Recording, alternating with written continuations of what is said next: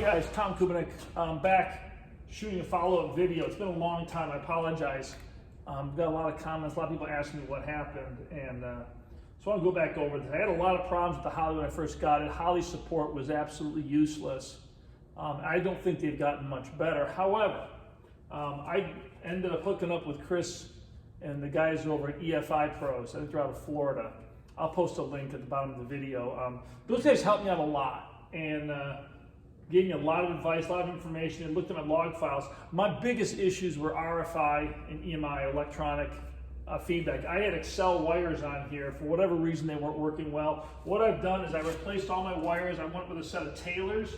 I used dielectric grease throughout all those connections. I rerouted all of my sniper wires, just getting them away from the plug wires as much as possible. And that really seemed to solve the problem. Now, I've had the car, that first video was shot probably a year and a half ago. I've probably put 8,000 miles on the car, maybe more. I didn't really pay attention to that. I've done a couple of long road trips in it. This is a 427/68 Corvette. It's also got a Tremec 5-speed in it. It's got a 355 rear end. With the 5-speed, you know, it's 70 miles an hour, 75. I'm doing maybe 2,000 RPM on the freeway cruising in this car. I'm getting 23 miles to a gallon, which is amazing for an engine this big. So the system does work. Now, I had side pipes on the car. This winter, I took the pipes off. I went back to a stock exhaust. Several reasons. This sounded great, but man, it was loud. But also the O2 sensors and side pipes, I fabricated different systems to go into the side of the pipe and try to hold that angle up on the O2 sensor. I just couldn't get enough of an angle on it. I'd get condensation in it, and I was actually blowing through O2 sensors every couple of months I was dumping one. So I went back to a stock system with a normal O2 sensor mount on the tube coming out. It's upright, so I'm not going to have any of those issues. But my takeaway on this is, if you got the system, is you can't really rely on Holley tech support. You want to download log files and take a look at those. Go on YouTube, look at some of the channels, and look for, I think RF and EMI RF, you know, the interference issues on our old cars is much bigger. Holley talks about this system as such an easy plug and play, self-learning, all this stuff. And at the end of the day, it is, if the install's done right, but they grossly underestimate the electrical issues of old cars and the amount of interference, and all it takes is a little bit to really make these systems go crazy. But once you do fully understand that, the system, it's working well, it learns well. When I took the side pipes off, it's interesting. Side pipes came off, I went to stock exhaust back to duals, and it was a pretty big change from a back pressure standpoint. I fired up the car, and for the first 15 minutes, it didn't run very well. You know, it ran okay, but it was really lacking in power and it just didn't feel right. And then the system relearned the fuel map, given the different exhaust system, and it runs great now. So, yeah, I'm really happy with it. I've not done any real custom tuning.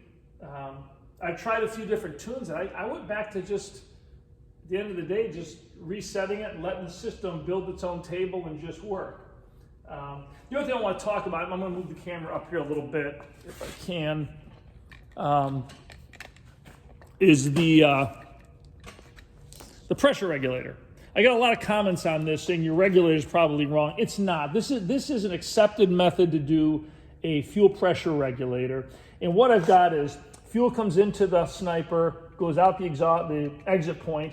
It comes to the regulator, which maintains proper line pressure up to this point. So the sniper's got the pressure it needs all the time. Then it dumps off the excess back to the fuel tank.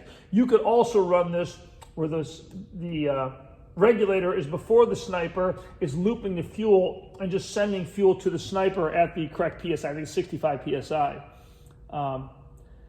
I did it this way, I thought having fuel always circulating through the sniper unit would be better. I don't know if it is or not, it makes any difference. I am going to relocate this over here. I just think it looks a little goofy sticking out of the front of the engine. I just wanted to get it done. I had the parts to do it. So all in all, at this point, I'm happy with the unit, but I do recommend you got to take the time to learn about these things. It's not just plug and play, drive away and good. It's worth spending some time with people that know. The guys at EFI Pro were a huge help to me and really got me on a path of learning more about how these systems actually work and kind of digging into it more. I haven't spent a lot of time with it now. I'm just driving the car and it's driving well.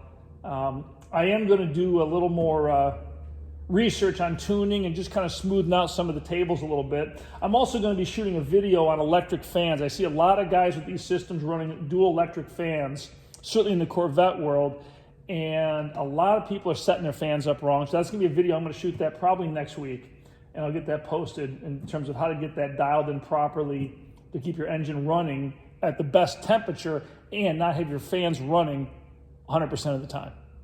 Anyway, post any comments or questions, and I'll try to answer them. Thanks a lot.